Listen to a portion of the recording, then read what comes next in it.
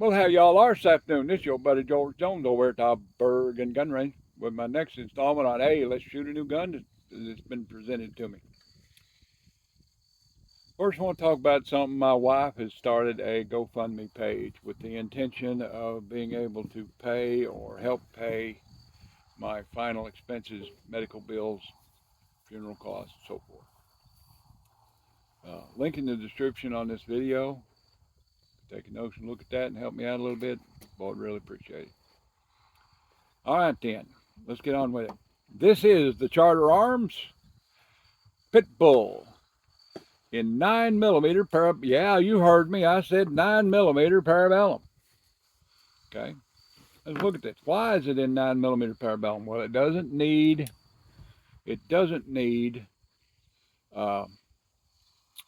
moon clips.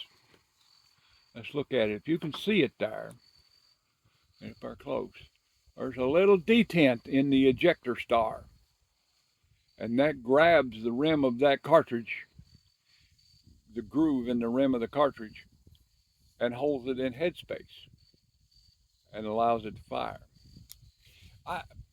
But a 9mm cartridge is slightly tapered, and that probably helps a great deal too. It's a 5-shot 9mm double action revolver, just the standard Charter Arms design that's been around for about the last 40 years. The original undercovers were in 38 Special. They were a little bit smaller frame than this. They had an unguarded ejector rod and so forth. They've made them a little bit better than they used to. The Charter is a monoframe gun. That means that there's no side plate on a Charter, which makes it a real strong frame. So you can make these things in 22 long rifle, 22 Magnum, 38 Special, 357, 45 long Colt. I don't know if it's 45 long Colt, but they made them in 44 Special.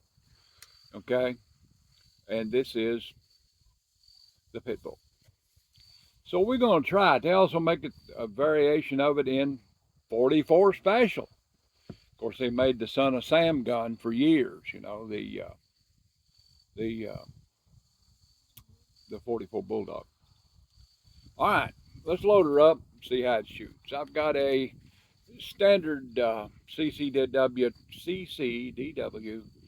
Kind of hard to get in there and get started, but once you get it started past that neck, the mouth of the cartridge, it just snaps right in there. It's, you know, so you have to, the mouth of the cartridge catches on the detent, which makes it kind of hard to start, but once it goes in there, it just snaps right in, you know. It makes it, when it's new to you, it makes it a little awkward. We're gonna shoot it, take this guy when I can get it loadified. When I can get it gliding, we're gonna shoot it. All right. It's now all gliding. It has semi-recessed chambers, rebated, I think they call it, and you can tell when it's loaded because there's a little bit of cartridge base protruding around the battery face of the frame. All right, let's get some shooting glasses on here. Shooting. I had a buddy named Sam Souders back when we were teenagers, and he referred to shooting as shooting, like Ava Gabor on Green Acres. Here, let's see how it shoots. And our standard test of 6 on single, 6 on double. It's got a little bit of snappy recoil. Kind of a snappy recoil. Let's try that again. Okay, I can't see where I'm hitting. I don't have no shooting C down there. But it shoots like it means it, buddy. Oh, Reddy's head starting to get the old. Move that back just a little bit.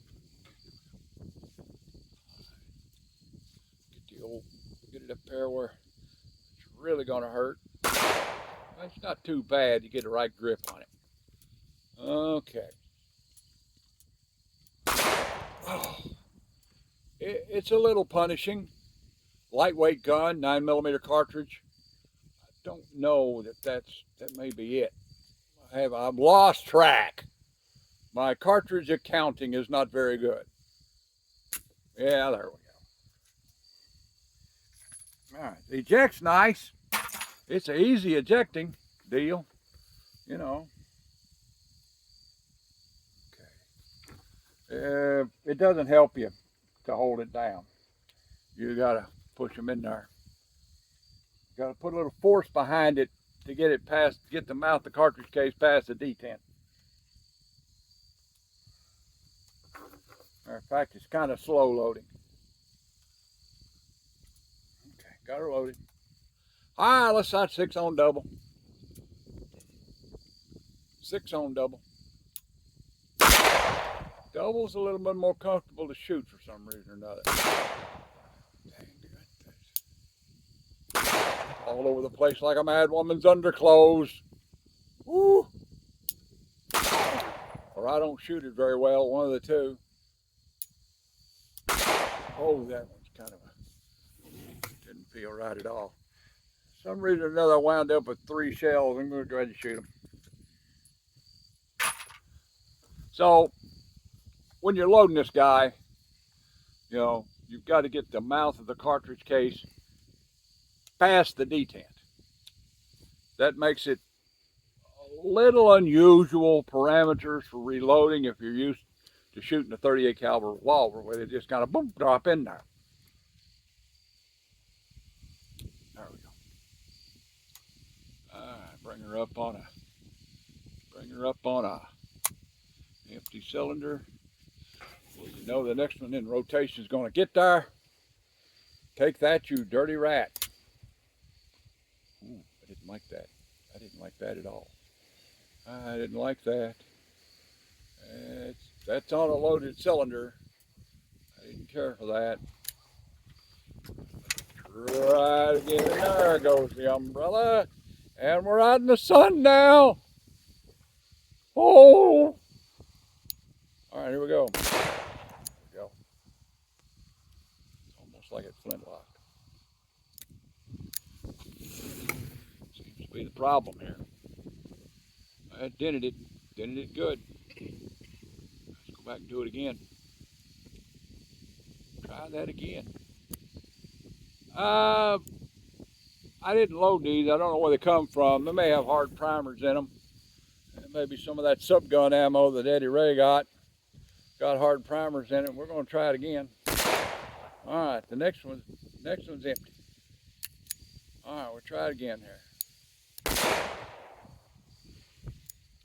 It's almost like that primer flintlocked. You know, it's like click, bang. They do eject nicely. You know, the detent design doesn't give it any problem in ejecting. Overall, it's got more recoil than you expect it to have. Okay, let's go down there and take a look at it. And you stand up and everything comes with you. Man, we made about 10 videos today. My drunk is getting a little punched. All right. Okay, let's see if we can get the energy to walk down there without a... Ma'am, young lady, you hand me this piece of equipment there. There you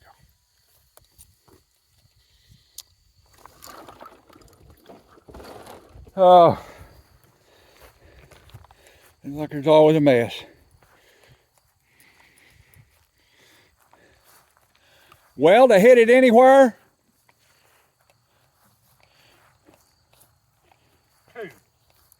Really? Here? But here, look at here. Yeah. So if you went about head level, it could just be that ammo. It's kind of a 7-yard gun too. True. You know, not a 15-yard gun. more of a 7-yard gun, you know. Okay. It shoots anyway.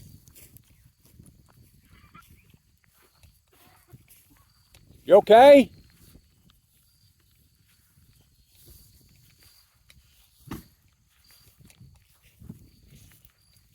Looks like he swallowed a hornet's nest. You're the rare occasion somebody makes a mess out here and cleans it up themselves. Mostly it's me.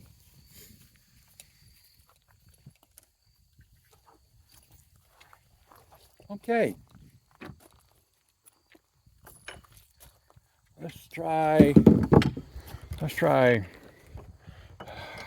It's getting pretty end of the day. We've made about 15 videos today and had an opportunity to have several guns come to us that I could review, and some of them I didn't get to do any research on beforehand. And,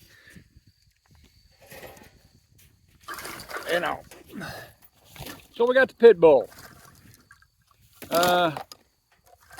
I'm saying the gun shoots good and I don't shoot it very well. That's where I'm at. Of course, again, you know, I shoot cold guns all the time. It's like, you know, 80% of the firearms that are on this channel are, I've shot that gun for the first time when you see me pull the trigger. So it does work. I'm saying it's probably more along the lines of a 7-yard gun. It's not a tack driver by any stretch of the imagination. You know, I was holding a good side picture and it was shooting bad low. But, you know, this gun basically designed to be a contact wound gun. Close quarter stuff. So, you know, 15-yard marksmanship and accuracy, and probably not a big issue. All right then. It's a pretty nice old gun anyway. Charter Arms makes pretty good guns. I carried a backup Charter Arms undercover at for years. You know, they make pretty reliable guns and they're pretty strong in their action. They're hard to blow up. I mean, I think there's a little short on this channel where a woman stacked 5 rounds in the barrel of 5 squibs in a row before she finally hit a good one, and it finally blew it up. But, you know, it took 5 tries. All right then, like, state, share, fight, commentate, and subscribe. Leave me a $1 in the Patreon bucket or in the GoFundMe bucket if you want to, and if you don't, I'll keep right on making content for you. God bless America. God bless Donald Trump. Join the NRA, and we'll see you when we see you. Bye now.